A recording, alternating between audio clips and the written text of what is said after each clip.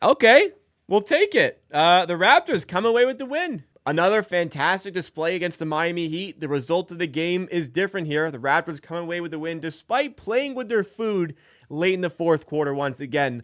I'll tell you what I mean about that in tonight's post-game show.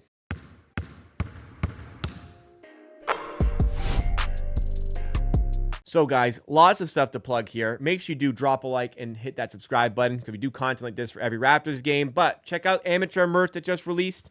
Use the link in the description to shop. I'm rocking the black hat. We had the hat in white and the shirt on the wall there. Part of the merch drop along with some stickers. Go shop and support the brand. Also become a member on the main channel for some exclusive content. But today the Raptors get the job done. 119-116. They came into this game as home underdogs by about 4.5 points to the Heat, who didn't necessarily play well against the Raptors when they played each other the other day. They played each other on, what day? They played each other on Friday. The Raptors played really well, just turned the ball over too much. And the Heat got hot in the third, ended up winning the game.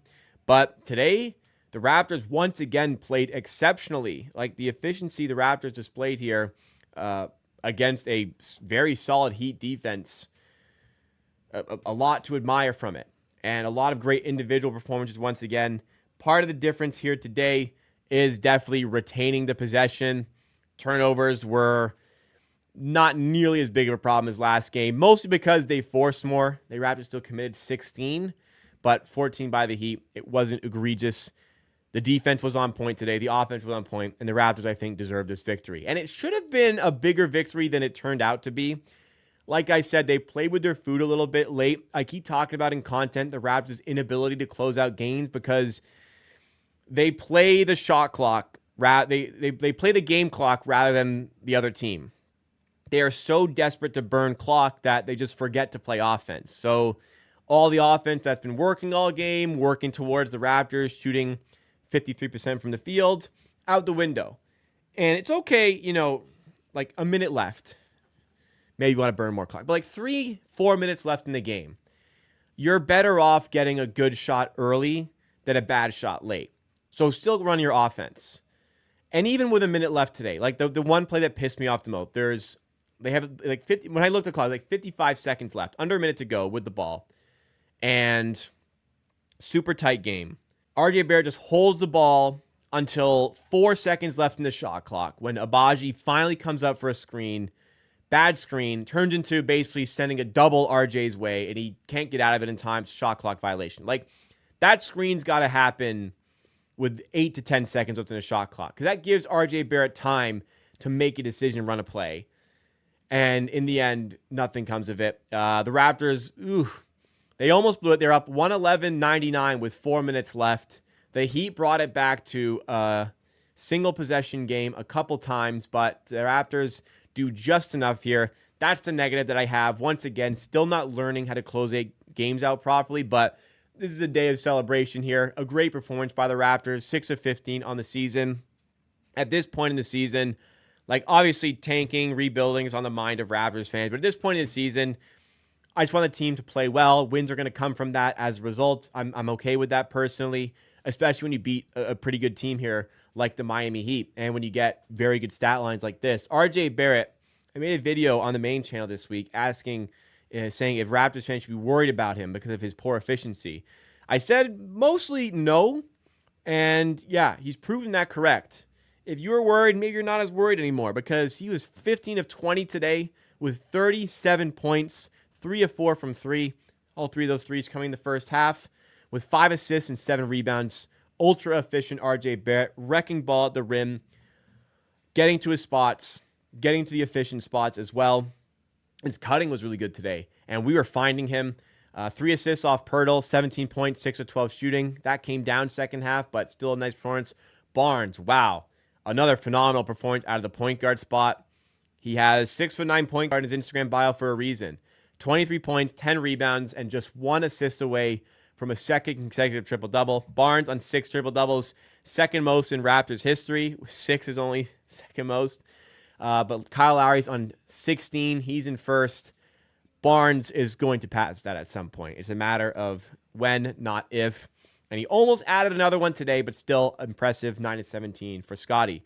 Walter continues to impress. I don't recall seeing him in the fourth. Yeah, he didn't get any time in the fourth. Got very limited second half minutes, which maybe it was defensive reasons, but high IQ basketball player I think we've got here. Good player to have. Abaji played good defense. Not his biggest stat stuffing night, but still a quality performance. Boucher plus 17 off the bench. Great stuff. Mitchell had a couple nice buckets in the late stage of the game. Ended on plus 20, highest of all Raptors players in his 28 minutes. Tyler Hero's efforts, 9 of 16 from the field, 31 points, were not enough, as were slight Raptor killer Terry Rozier, Scary Terry, dropping 17. There was just too much by the Raptors. They were too impressive tonight.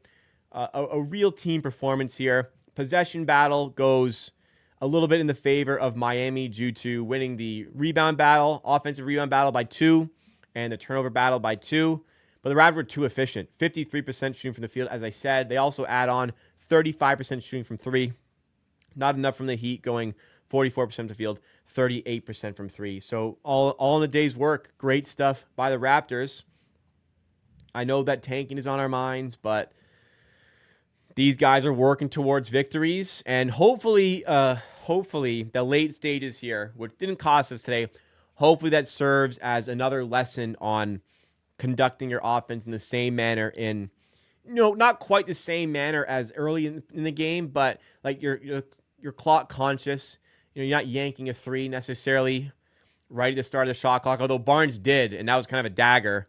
Barnes did do that, and it went in, but you got to keep running your offense. You're better off scoring early than not scoring at all later on in the possession. So, again, hopefully that's a bit of a learning curve. Once again, it won't be because this happens every other game, but we'll see. Maybe they did learn this time. Going to the schedule here, homestand begins the Raptors. They've been pretty good at home this season.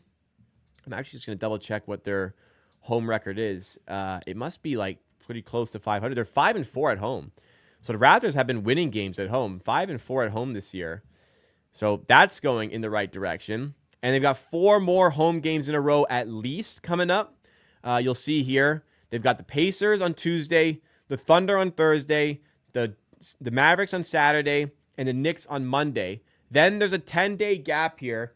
That's where 2 games are going to be filled in for the NBA Cup, which they're not advancing in, but 2 extra games will be filled in there. Then after those 2 games, which they may be at home, they may be away, another 2 home games. So a good section of home games in December for the Raptors. Now, as far as the next 4 games, the Pacers are 9-12. I still think the Pacers will be slightly favored in that game.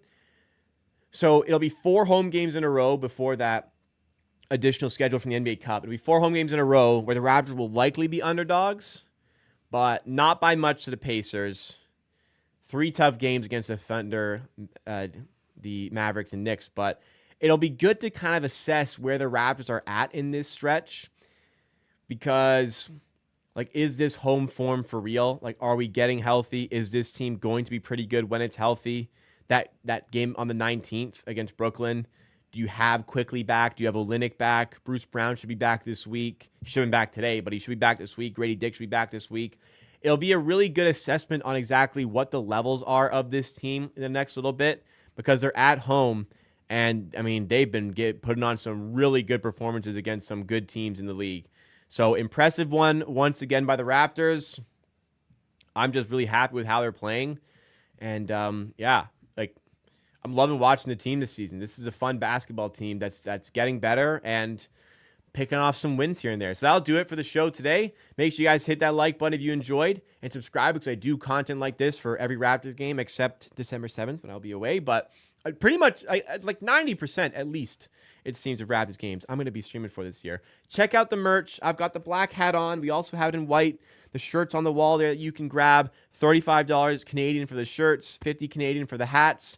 Check out the link in the description. Stickers as well, $3 for 1. You get 3 for $6. So good deals to be had. Great quality products as well. Thank you so much, everybody, for supporting Amateur Sports. We'll see you at the next one.